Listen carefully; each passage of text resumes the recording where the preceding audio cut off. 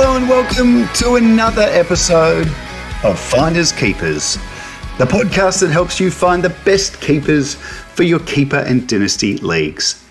I'm your host, Jordox, and the fantasy season of 2026 is over. And what a year it was.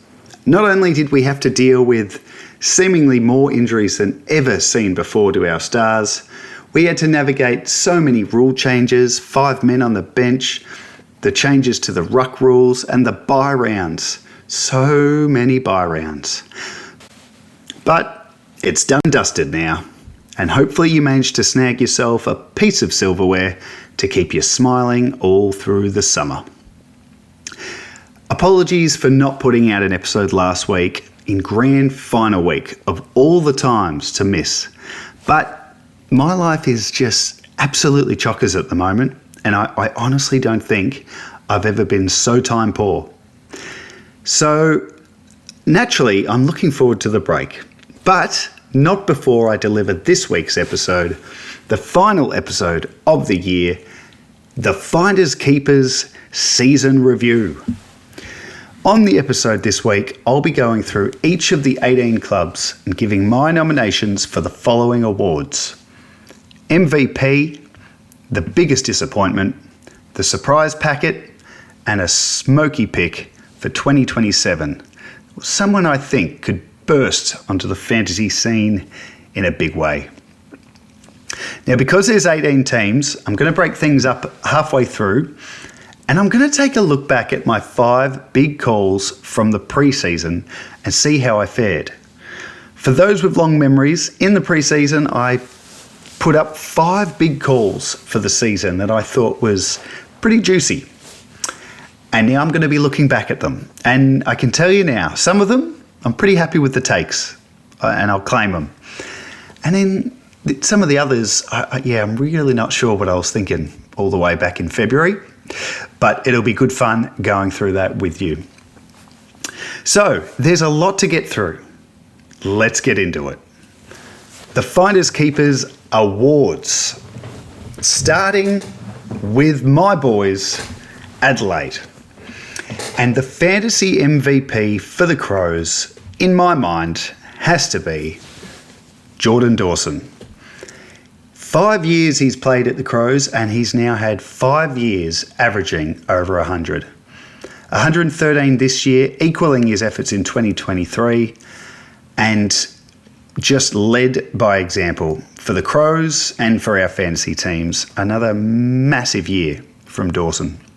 Special mention to Isaac Rankin, who averaged 97 total, but he finished with a 5-round average of 131. I'm hoping he can keep that going in the new year. The biggest disappointment, or biggest letdown, for me, it's got to be Josh Rochelle. I had such high hopes for him heading into this season that he was going to break out and not quite do what Isaac Rankin did a couple of years ago, but an average of 70 was just below par, I would have thought, for him. And it started so brightly too. Rochelle was played in the midfield in the opening rounds of the season and put up some good scores, but the Crows valued him too much in the forward 50. And you know, he's been all right. He's been kicking goals, but just not scoring in fantasy, and he had some stinkers. So hoping he can build and improve on that next year. Now, the surprise packet of the year has to be Lachlan McAndrew, the former Swans ruck who came to the Crows last year, overtook Riley O'Brien in the summer and played just about every game. Now, the new ruck rules certainly suited his type of rucking style, and he averaged 85, which is 7th for ruckman in fantasy. Amazing effort from him. On to my Smoky for 2027, and I really liked what I saw from Hugo Hall-Kahan in his 11 games this year after being picked up in the mid-season draft. He averaged 73, had some really impressive games, but I've just loved watching him with the ball in hands. He's a very talented player, and I'm expecting Rory Laird to be used a lot less next year. which means Hall Kahan can absolutely build on his average of 73, and I wouldn't be surprised to see him go over 80 next year. On to the reigning champs, Brisbane, and the fantasy MVP for these guys, Will Ashcroft. An average of 107, and his 99 in the last round was preceded by 9 tons in a row, including 6 over 120. Now, I put my hand up, I didn't think Ashcroft had this sort of ceiling in him this early in his career. Now, I know he's already won 2 Norm Smith medals, but in a fantasy sense, I thought he was a solid 90 to maybe 105 guy, but he absolutely smashed it out of the park this year, and the sky's the limit for him. Biggest disappointment is probably Jasper Fletcher, even with an average of 73. That's down from 83 in 2025. And I did think he was being overhyped in the pre-season. There was a lot of talk about him building on that 83 and going one even better, but my concern was just how good he was on the wing, and I think Brisbane used him on the wing at periods of this year. And look, he finished the year strong with a 5-round average of 84, and he's definitely going to be better next year. He's certainly not someone you'd give up on, but for the expectations, he was a bit of a letdown. The surprise star for me was Lachie Neale with his 102 average. Now, it's a bit of a stretch saying he's a surprise star, but after dipping under 100 average last year, I kind of thought that was it for him. I didn't expect him to shoot back over 100 again. He did it thanks to some pretty impressive ceiling scores. But yeah, definitely a surprise for me. I thought he'd start to fall away this year, but yeah, he's just a star, isn't he? And then the 2027 Smokey for Brisbane, I really like Logan Morris. He averaged 74 this year. He'll be entering his 4th year, and I can see a Josh Tracy type breakout for him. And yeah, I mean, look at what he's achieved in 3 seasons at the level. 2 premierships and you know, maybe a 3rd. We'll find out in a few weeks. But yeah, he's developing. I think didn't he kick 8 goals in the last game? Yeah, superstar. He's so young still. All right, let's have a look at Carlton. What a year they had. From the depths of sacking the coach to the heights of playing finals. Amazing. Now, the fantasy MVP, no one at Carlton averaged over 100, so I'm actually going to give it to Jagger Smith. In his first full year of playing, averaged 82. He played every game, averaged 25 touches, 3 marks, 3 tackles, and getting the forward status was a bonus. But what a season from him. After all the hype and expectations, and he did his knee last year, the whole year of waiting, and then in he comes, plays every game, and absolutely delivers. The surprise packet for me was Billy Wilson, averaging 75 in his 2nd season, and he went over 90 on 4 occasions. I just love the look of this guy. He plays that halfback role really well, and yeah, in just his 2nd year, he was putting up some pretty good fantasy scores. I think he's going to be a real star. So even though I liked the look of him early days, I was surprised to see him go on with it and just become a really solid scorer so early in his career. 2027 Smokey is a guy that I probably had as my 2026 Smokey, and it didn't pan out, but I'm still a believer of Cooper Lord. He averaged 78 from 9 games with almost no time playing on ball. A big pre-season and maybe a better role in the midfield, and I still think he can be really big. And yeah, he struggled to get back in the side. He was in and out, and then yeah, he just couldn't get on the inside. So he might have to bide his time, wait for some of the other older mids to move on, but whether it's next year or the year after, I think Lord is definitely a 90 guy. On to Collingwood now, and the fantasy MVP, pretty easy this one. Nick Dacos had a career high average of 116. this season. And, gee, there's not really a lot I've got to say about him. If you've got him, you just love in life watching the Pies. He's just an absolute jet. Best player in the game, and probably my number one still in fantasy. The biggest letdown or disappointment, I think Ned Long, with a pretty paltry average of 72. There were just such high hopes for Long after his breakout 2025 when he was averaging, 77, and was actually preferred late in the year over Tom Mitchell, if you don't mind. But this year, Long, he went backwards. He lost his midfield spot, and then he found himself in the VFL at times. And then Ed Allen's emergence has really hurt him, because Allen's taken over as that hard, inside mid who can tag, and that's pushed Long out a little bit. So, yeah, and I tend to think Allen's probably a better player. So, a bit concerned for Long owners for next year, even though he did pick up forward status, which is always very handy. Surprise packet for me was Jordan De Goey. And I've always thought of him as a great player and a pretty serviceable fantasy guy, but I certainly thought De Goey's best fantasy days were well and truly past.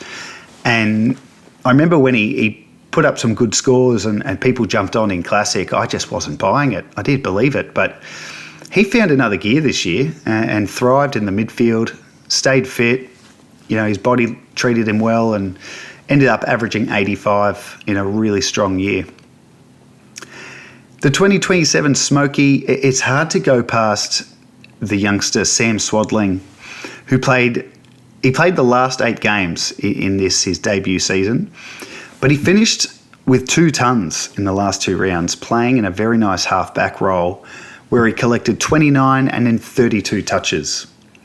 I reckon definitely next year we'll see him go on with it. Next up is Essendon, who, well, they won the wooden spoon in the end. Not a great year for the Bombers, but they've got a new coach and, anything can happen in the future. Now, fantasy MVP, possibly for the last time, Zach Merritt, with a 104 average, just the status quo. Merritt, the best fantasy guy at the Bombers by far. Where will he be next year? Well, we'll find out in a month or two's time.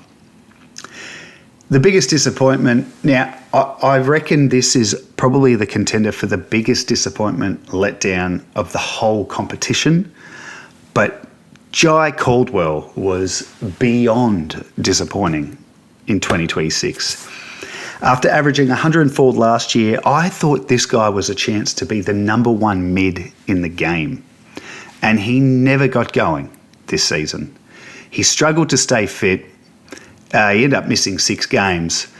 And when he played, he just didn't look like what we saw last year, averaging 74 in what would be a brutal hit to a side that is built around him for this season. The surprise packet was Dyson Sharp, averaged 71 in his first year, and there was a lot of talk about him when he was drafted, and there was a bit of hype. I don't think anyone expected him to finish the season the way he did. He finished with a 6-week run, averaging 93 in a very lowly scoring side. Very impressive from Sharp.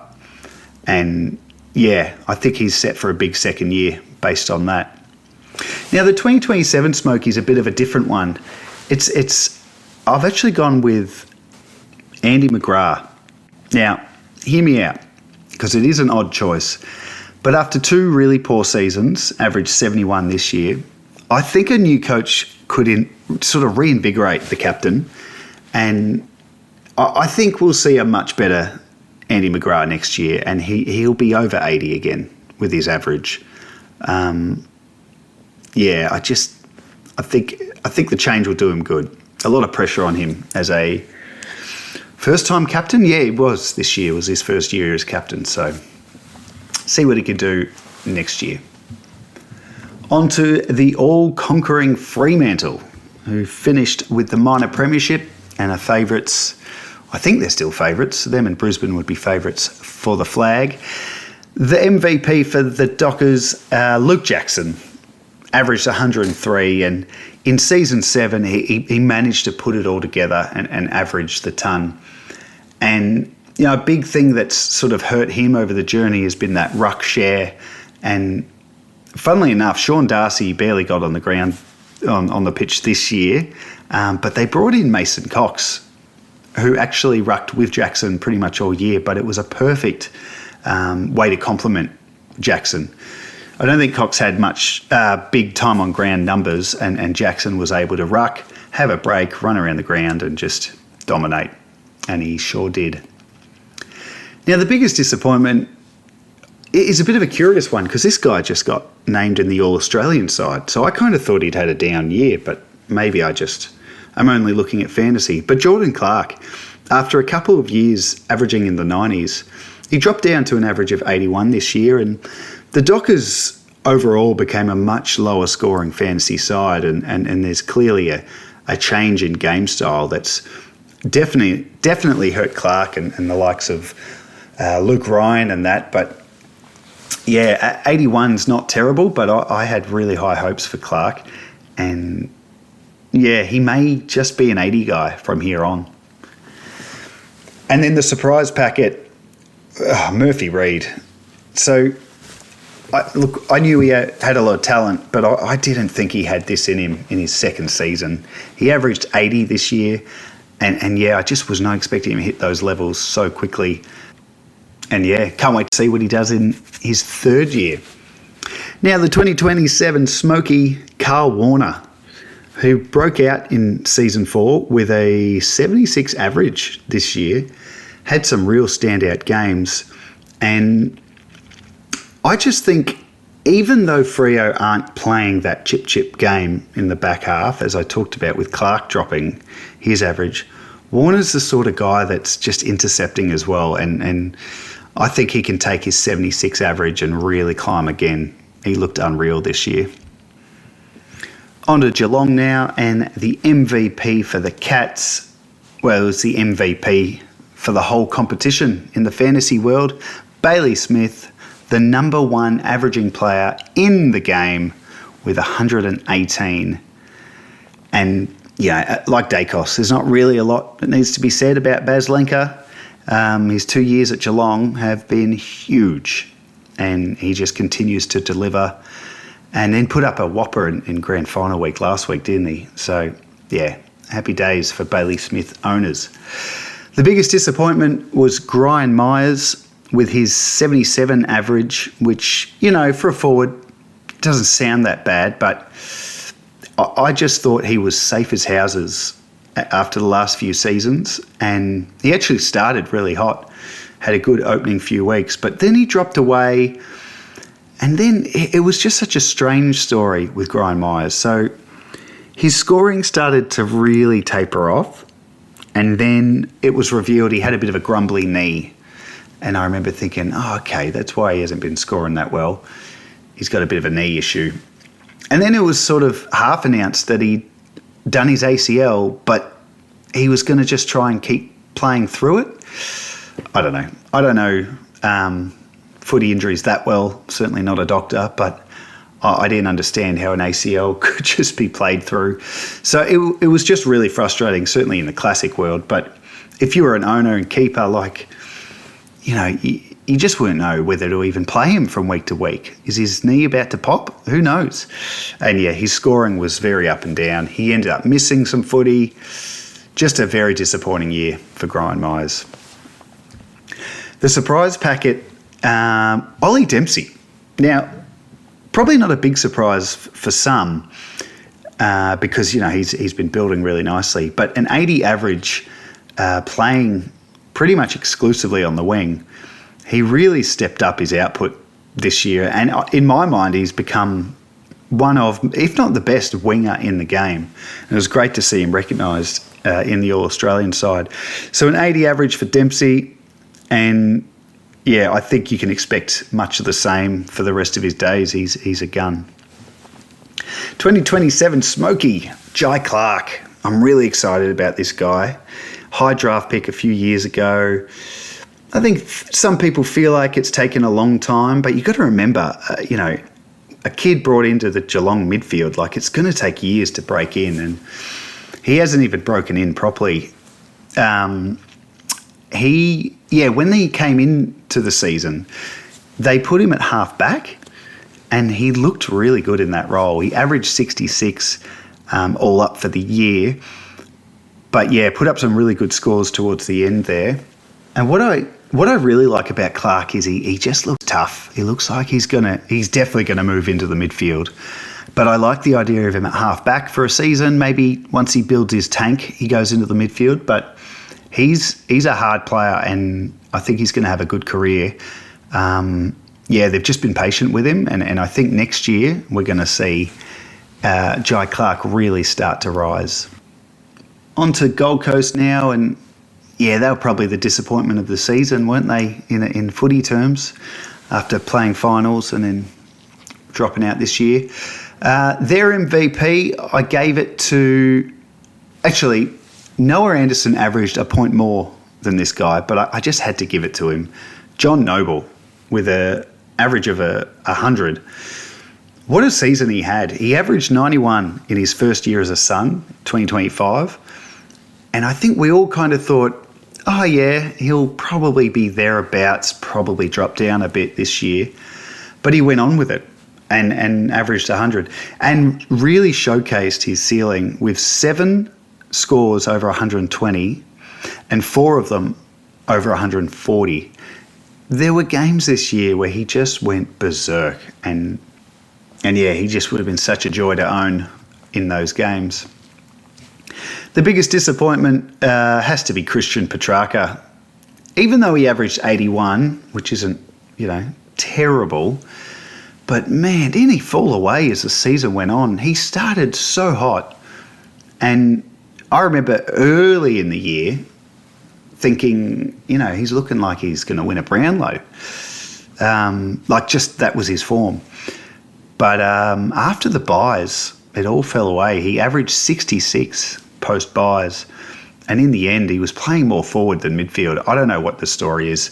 I wouldn't be surprised if we hear he was injured or carrying something in that last month and a bit, because it just didn't make sense to me. But yeah, Petrarca, 81 average isn't terrible, but definitely the biggest disappointment. The surprise packet, though, Bodie Hewland with an average of 87. A huge fourth-year breakout, adding 24 points to his 2025 average. And this was great to see. I reckon I talked about Hewland on Finders Keepers last year. He just showed these little patches of ball-winning ability and intercepting, and I was really quite interested in him. But then his scoring completely died, and I think he was locked down.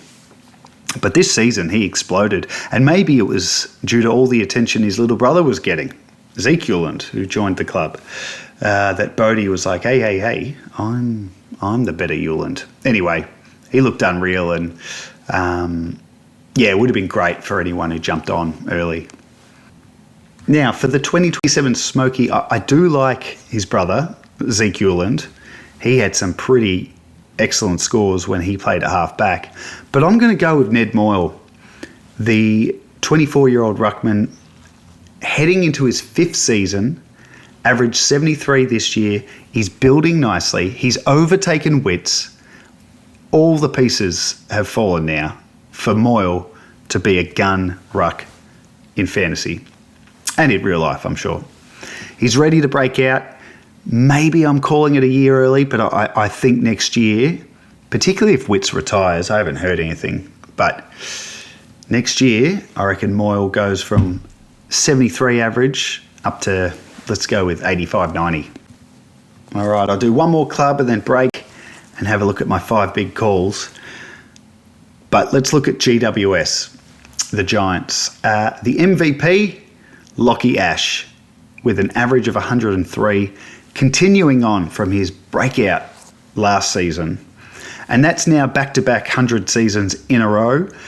And the different thing this year with Ash was he was used at the centre ball ups at times. So they trialled him as a pure midfielder. Actually, the Giants did a lot of pretty wacky stuff. Callahan at half-back and Clayton Oliver forward. And they tried a lot of stuff this year. But Lockie Ash, what a couple of years he's had, and absolute, just a ripper to have. The biggest disappointment, Kieran Briggs, with a average of 72 and lost his spot at times to Nick Madden.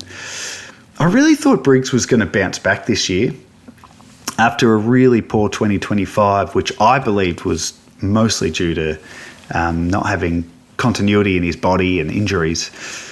But he only added 2 points to his terrible average of last year, up to 72, and I was just about at the point of thinking maybe he's done. Maybe I've been wrong about Briggs.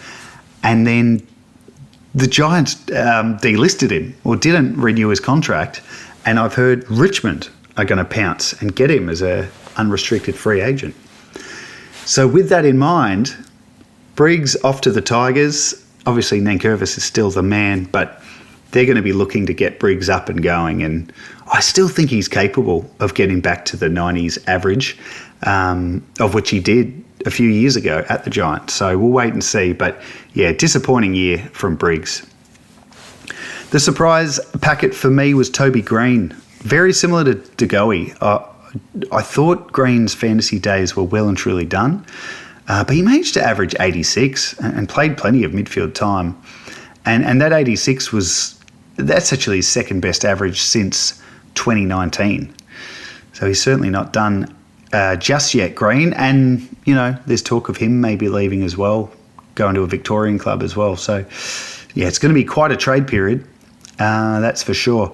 Now, the 2027 Smoky is Joe Fonte, who had a really nice breakout. Started pretty hot, slowed a little bit as the year went on, averaged 73, but certainly showed more than enough to suggest he's going to be a really good fantasy guy. And I like him for next year, building on that 73 average, but I think it's more when Lockie Whitfield retires, which I don't know when that'll be. You get the feeling Whitfield will play well into his 30s, but when that role becomes open, and especially with them looking at Ash in the middle, Fonte's going to be the man, and I'm a big fan. All right, let's take a break from the awards and the clubs, and we're going to have a look at my 5 big calls from pre-season for 2026, and let's see if I'm a genius or a goose, or a bit of both. All right, let's have a look at these big calls. And the first big call I made, I think it was back in February, was that Josh Dunkley will average under 100 this season. And that was a big call at the time, because he was on the back of 4 or 5 years of averaging 100, and he finished last year huge. And I sort of thought this because I could see a bit of a change in his role.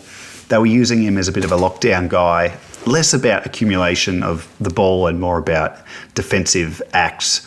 And he got such big scores last year with big tackle numbers. And I just thought, if that dries up, he's going to dip this year. And it's a tick. I got it right. He came home strong. He came home very strong. But he only averaged 93 in the end.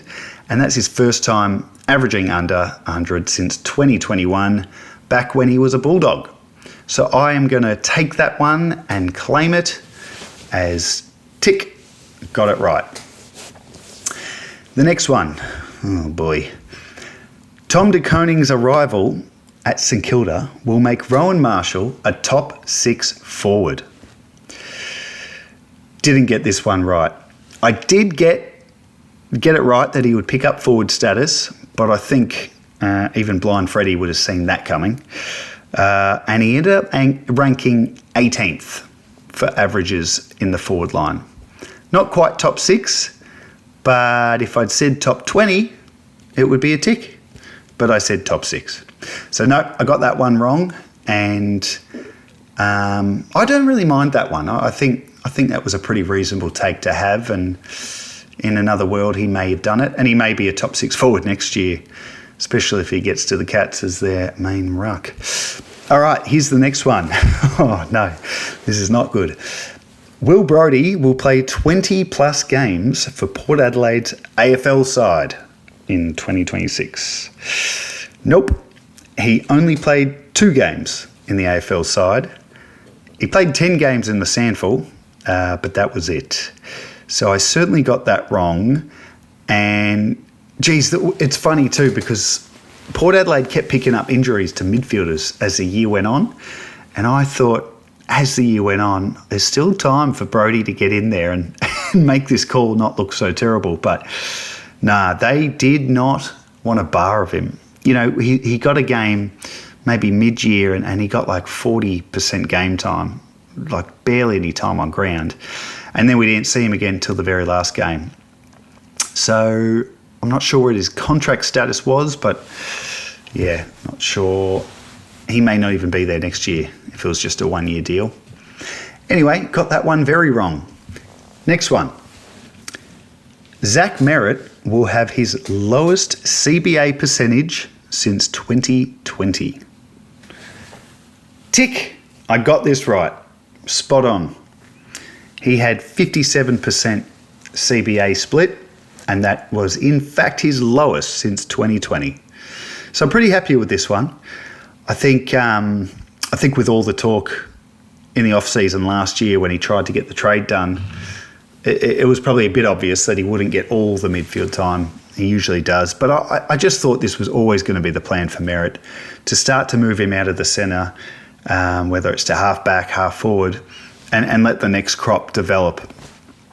And, yeah, he's certainly going to do that if he leaves the club, which, yeah, we all sort of think he will. But I'm happy with that one. That's 2 that I've gotten absolutely spot on. Let's look at the last one. Oh, it's not good. Liam Reedy will be the number 1 ruck at Carlton by the end of the season. I don't know where I got such optimism about Reedy, but yeah, anyway, nope. He did not become the number 1 ruck. In fact, he only played 4 games, and to be fair, Mark Pitnett really did step up in the absence of Tom De Koning. Now, my only saving grace is the season isn't technically over yet. So I wonder if Reedy can find his way into the finals and overtake Pitnett. Probably not. But anyway, that was my 5 big calls from the pre-season. Got 2 of them bang on, and then 3 of them, well, I'll say the Marshall one was close-ish, but the Brodie and Reedy ones, I was way off. But hey, that's the fun of making big calls. And even though I do look like a bit of a dill with some of these, it's pretty fun to look back on them. So certainly something I will be doing again next pre-season. All right, let's get back into the Finders Keepers Awards, the Club by Club Awards, and we are up to Hawthorn. And the MVP for Hawthorn, Jai Newcomb, with an average of only 88. But here's why. I gave it to Newcomb even though he wasn't the highest averaging player at Hawthorn because, well, really, because the highest averaging guy will get mentioned in another category shortly. But no, Newcomb, look, he's a bit of a frustrating player. I owned him, traded him out this year, actually. He's pretty frustrating because I would describe him as solid enough, rarely spectacular, but the consistency does give him an edge, and he's pretty reliable, but he just doesn't hit the heights. The biggest disappointment was Lloyd Meek with an average of 74. Now, it wasn't his fault, but he did drop nearly 20 points from his 2025 average. And the reason was Hawthorn were one of the first clubs to really show their hand and play 2 rucks in the 5 on the bench setup. And it was Reeves who played with Meek for most of the year. And with the 2 rucks, this, you know what was so disappointing? With the 2 rucks, I thought at the very least, Meek, when he's not rucking, would rest forward and pick up forward status, which would be so handy. But for the majority of it, it was just Meek rucking, Reeves on bench, and they'd swap. they rarely spent time forward. So with that, Meek's time on ground went down by 21%. And he still managed to score very well considering the time on ground. But average of 74 for a guy I thought was ready to be one of the top rucks in the game. Pretty disappointing. Let's just hope Reeves gets traded or something. Now, the surprise packet was the man who averaged the most points as well at Hawthorn. So he could have been the MVP. But Jarman Impey, with an average of 90, a career-high season in season 13. You don't see that often. He feasted at halfback, put up some whopper scores, especially late in the year, and was just a great pick for anyone who grabbed him in the redrafts, because I don't imagine he would have been held over by many in the off-season. 2027, Smokey. I like what Cam Mackenzie is doing. He averaged 76 this year, which is decent improvement in just his fourth season. And it feels like he's been around longer. I feel like he's been harshly judged because he hasn't really got there yet. But only in his fourth year, going into his fifth next year, I can see him going to another level. What I like about Mackenzie, I've seen games where he's had 30 touches. I've seen games where he's had like a stack of tackles. And, you know, once he picks up his outside ball, gets those marks around the ground, I think he's going to be a very nicely rounded scorer. And, you know, hopefully for those who own him, he can go past Newcomb as the main man for the Hawks mids. On to Melbourne, who were probably the surprise packet themselves this year, back up into finals with the new coach after losing Petrarca and Oliver. It's amazing what a bit of a change can do to a club. Now, change. Some things change and some things just stay the same. And the MVP for Melbourne, Max Gawn, just keeps doing it, doesn't he? Averaged 110. He's super durable. He hasn't missed a game in 2 years, and he's just an absolute legend of the game and the fantasy world.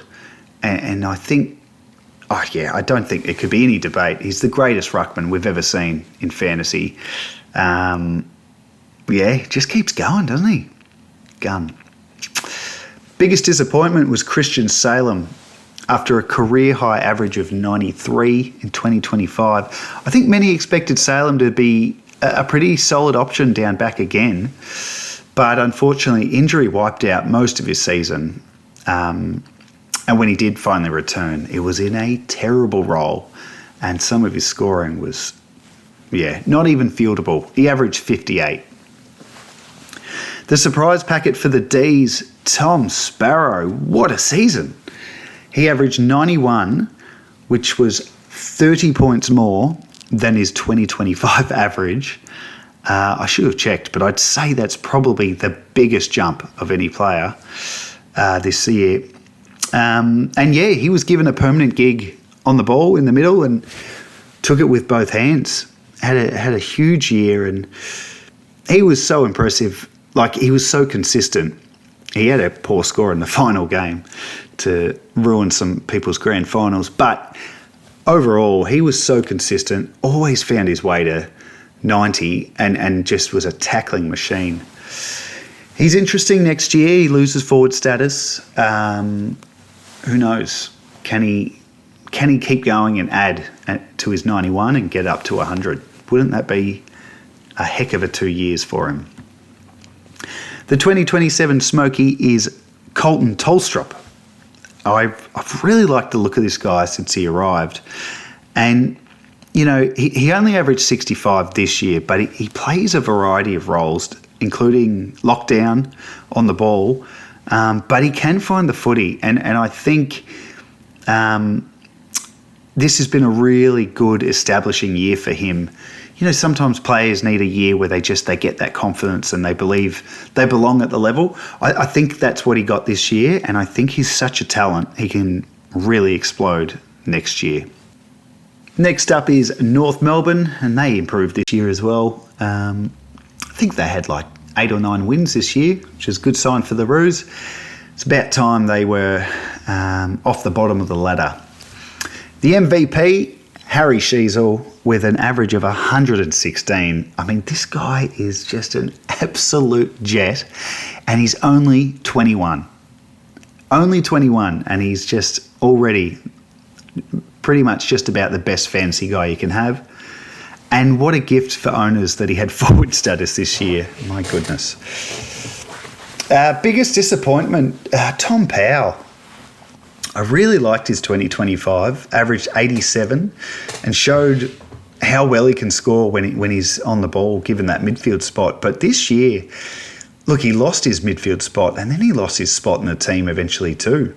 He only played 8 games, averaged 71. And I think he really needs a change of scenery. I think he's probably a candidate. If he gets traded to another club, he's going to be one of the biggest candidates for me for a buy low guy. I think he can absolutely still make it. Just needs to go somewhere else. Does Tommy Powell? I think he's an Adelaide boy. Come to the Crows, mate. The surprise packet. Well, one of their oldest players, Luke Parker, averaged 93, and a fantasy star of the past, particularly at the Swans. I wasn't expecting Parker to get a plum half-back role, which allowed him to have his best average in 5 years. And, yeah, it suited him to a T, and just continues the tradition of North putting guys at half-back. And, you know, I just was thinking Jack Siebel a few years ago. But there's been a long list at North. Anyway, great for Parker and great for those who got him this year because he picked up the defender status and, yeah, very solid scores. 2027 Smokey is Paul Curtis. Now, his average went slightly backwards this year, averaging 69.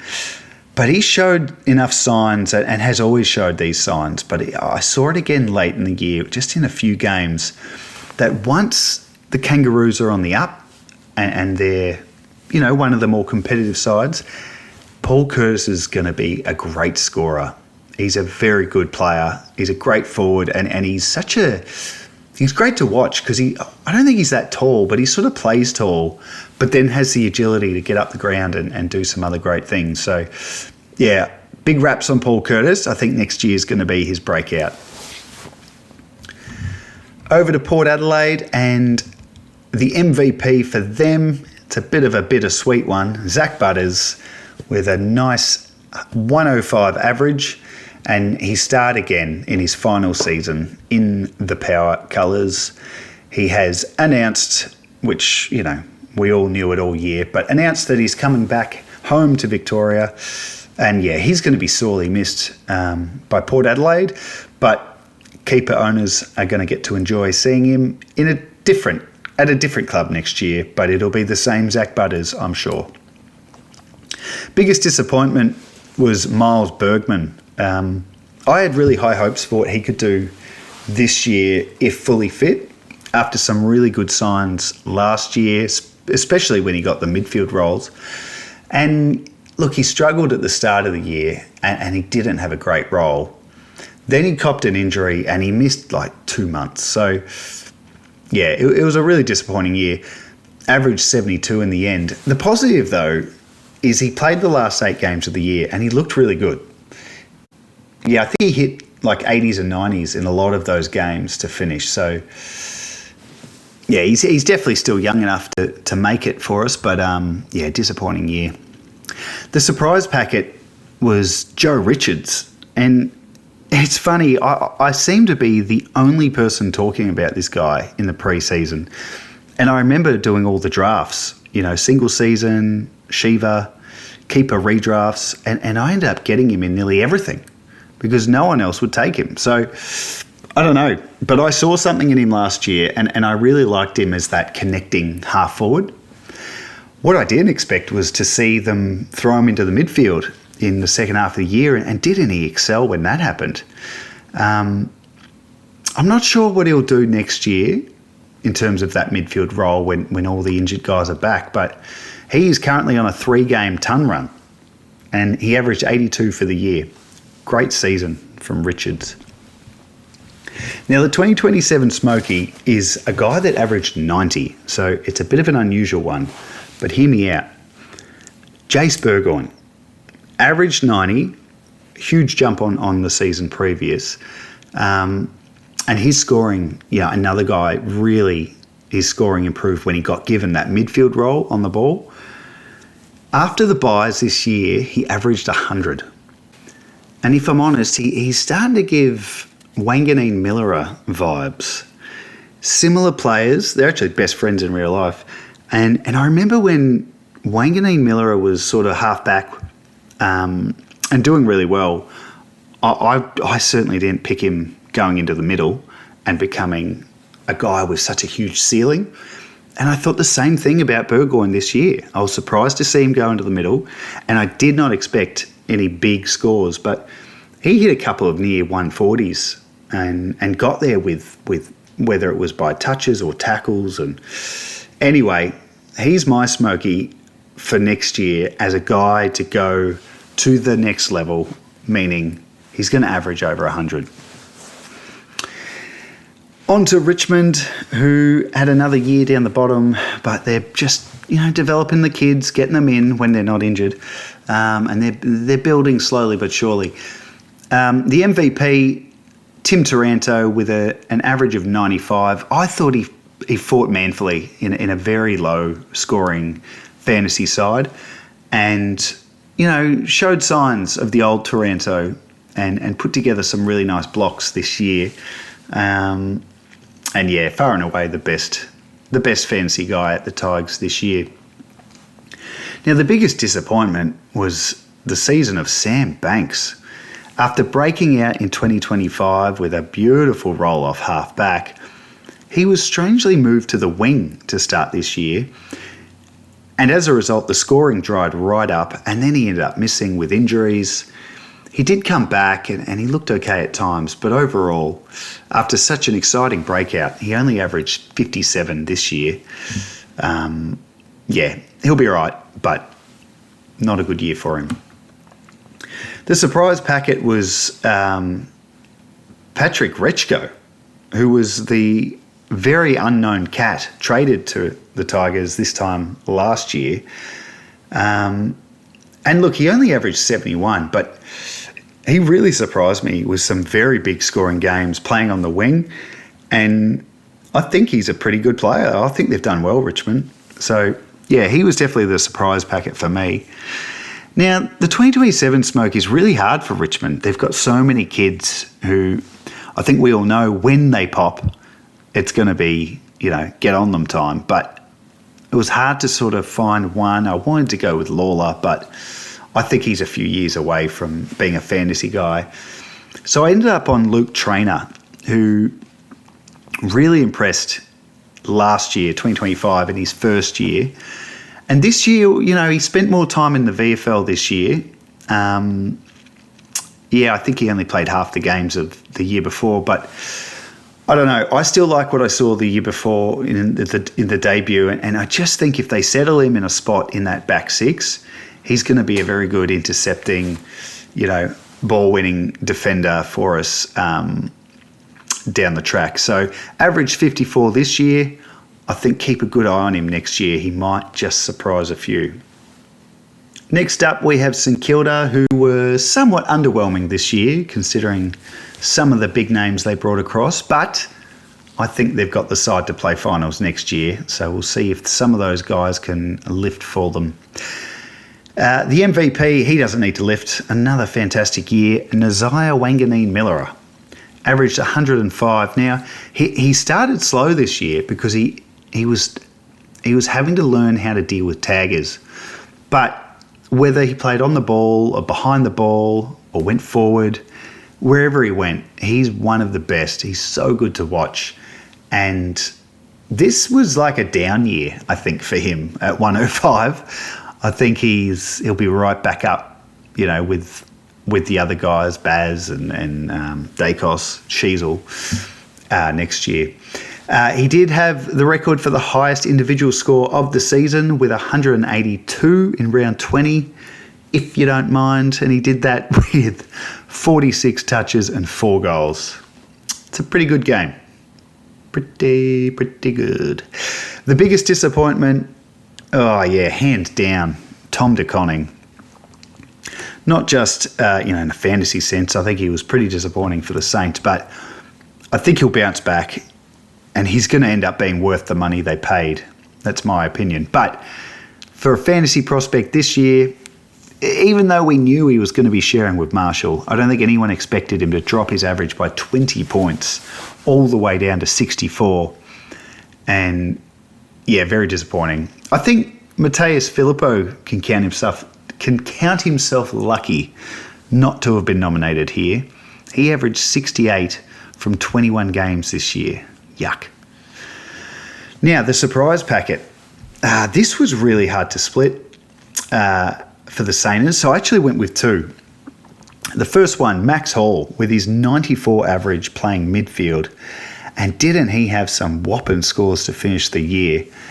He's a gun, isn't he? He's in his second year, mature age that they got last year. He's just a midfielder now. And I don't know, I should have looked at this before saying this, but I think his midfield move didn't happen early enough for him to lose forward status. I have a feeling he might keep it next year. I could be wrong, don't quote me.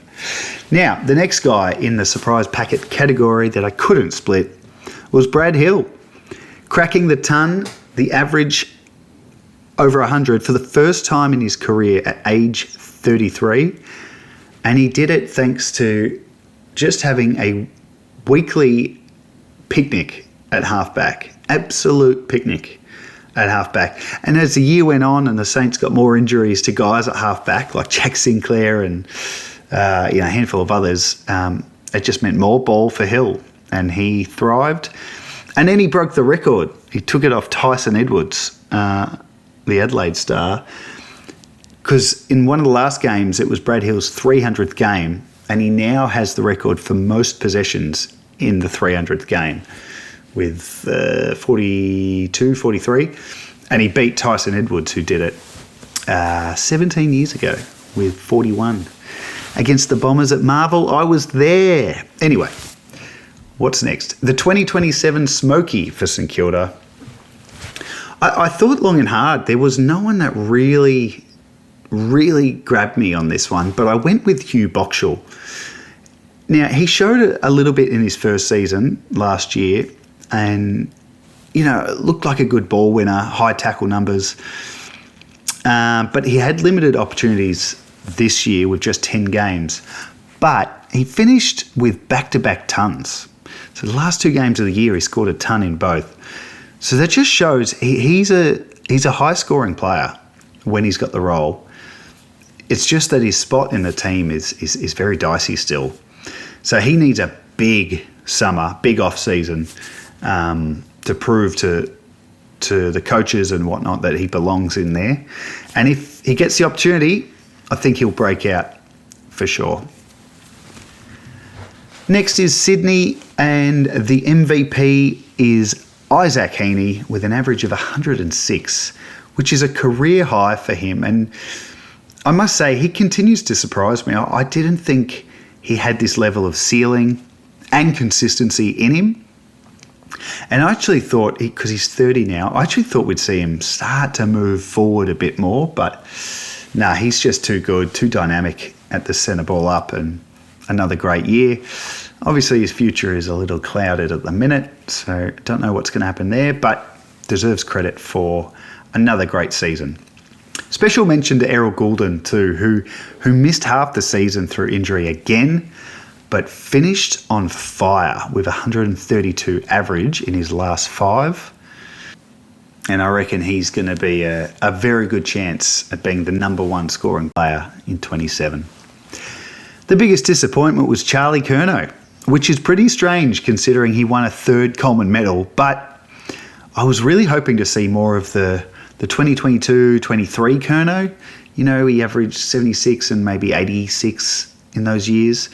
He only averaged 68 this year, and I thought there was a chance he would explode at Sydney. And again, he won the Coleman, so no complaints from Sydney. But I was expecting a little more fantasy-wise. Maybe next year. I actually expected a lot more from Callum Mills this year too, so he was a bit of a disappointment.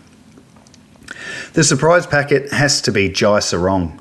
Now, I didn't even know who he was when the Swans picked him up. I think as a delisted free agent, maybe. He was a key defender at Hawthorn before they let him go, and the Swans picked him up and put him on the wing, and he absolutely thrived. Played. Did he play every game? I reckon he would have gotten close to playing every game. And, it was a very popular cash cow in the Classic game. But, I was really surprised that he kept going all year. And then late in the year was given a go on the ball with some run-with roles. So, interesting to see what the future holds for Sarong. But, Swans have found one there for sure. The 2027 Smoky, for me, it's Braden Campbell. Now, he's going to be entering his 7th season.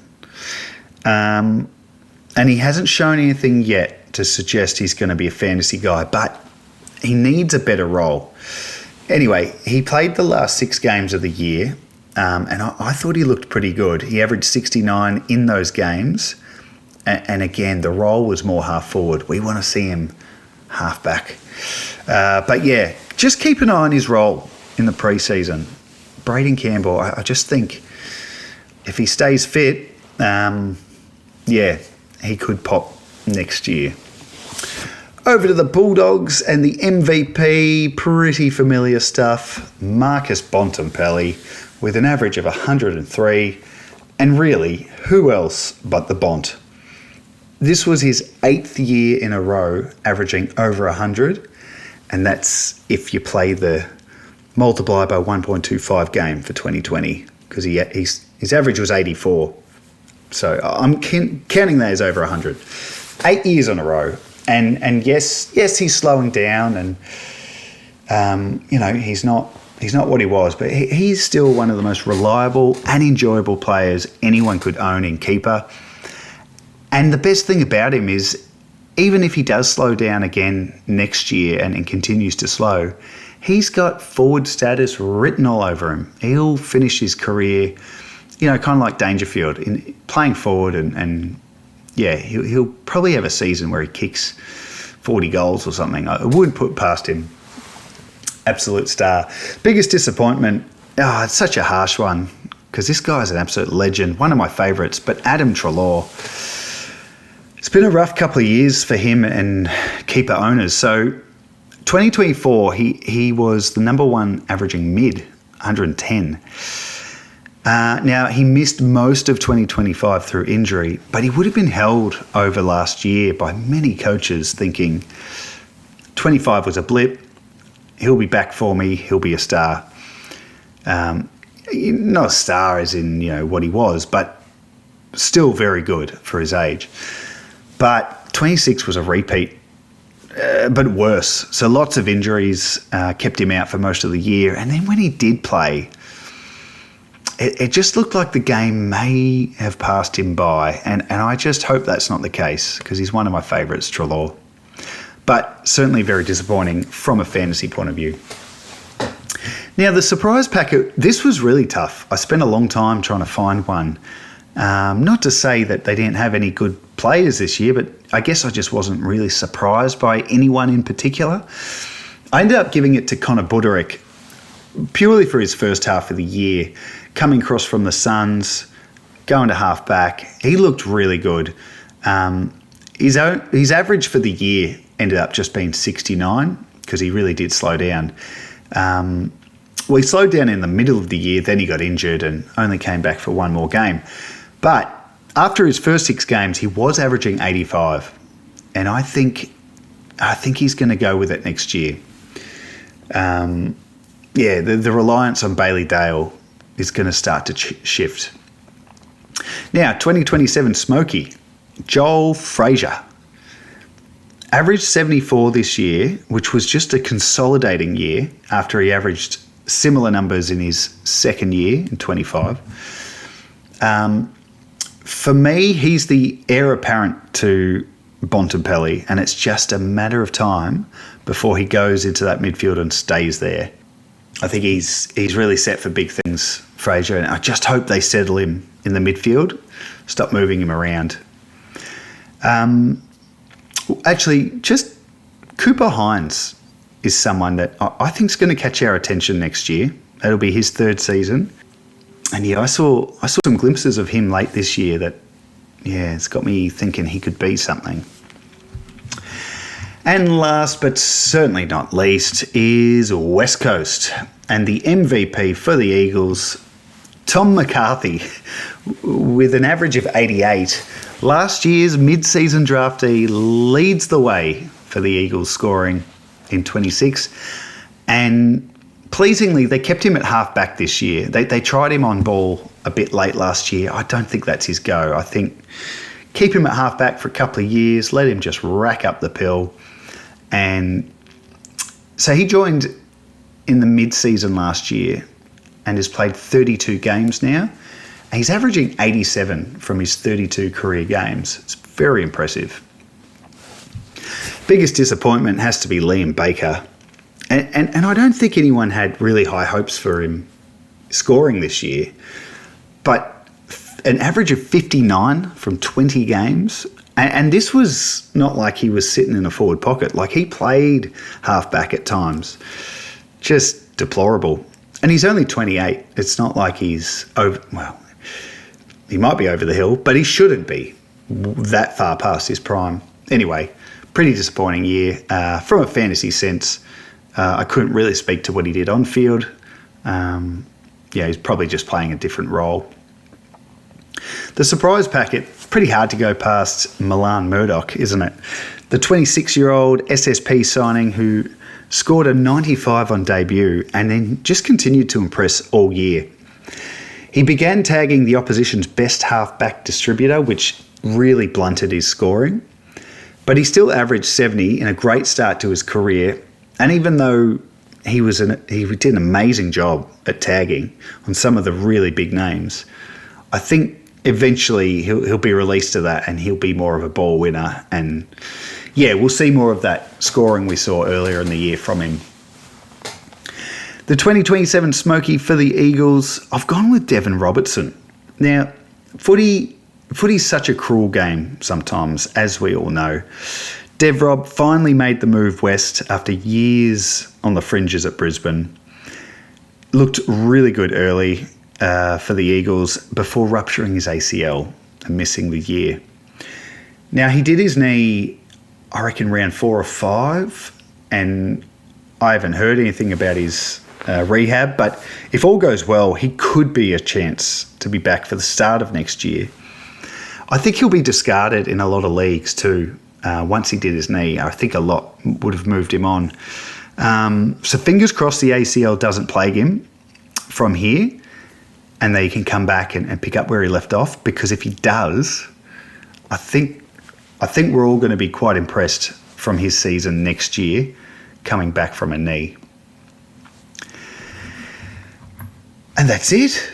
That is all 18 clubs and the awards I've given out for the MVP, biggest disappointment, surprise packet, and the Smoky for 2027. So what do you think? How'd I go? Did I leave anyone out? Miss anything blatantly obvious? Send me some feedback on X at FineKeepAFL and make sure you stay in touch over the off-season. Now, before I wrap up for the last time this year, I want to give a shout out to the resources I use every week to put together all the information I use on this podcast. And the first website I use is dfsaustralia.com. It's my absolute go-to for so much of the data that I present. I use the website specifically to see all the CBA splits, the kick-in stats, the rucking numbers, rucking splits, percentages, all that good stuff.